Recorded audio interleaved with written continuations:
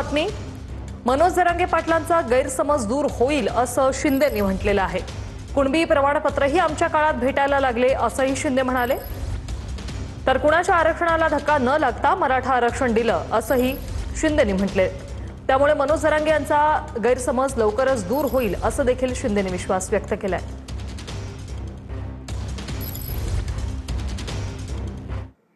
मराठा समाजाच्या विरोधात बैठका घेत आहेत, तुम्ही त्याकडे लक्ष दिलं पाहिजे अशी त्यांची मागणी आहे. बिलकुल.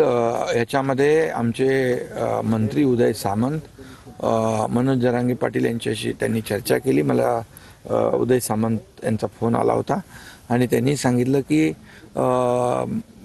मी जेव्हा मुख्यमंत्री होतो त्यावेळेस मराठा समाजासाठी 10% आरक्षणाचा निर्णय आपण घेतला. कुणबी प्रमाणपत्र मिळत नव्हती, ती मिळवू लागली. जो काही निधी सारथीसाठी अण्णासाहेब पाटील आर्थिक विकास महामंडळासाठी किंवा ज्या काही सुविधा ओबीसीचं कुठलंही नुकसान न करता इतर समाजाला कुठेही इतर समाजावर अन्याय न करता मराठा समाजाला जे जे काही देता येईल ते दिलं होतं. आणि याची माहिती मनोज जरांगे पाटील यांना आहे आणि नक्कीच त्यांचा गैरसमज दूर होईल.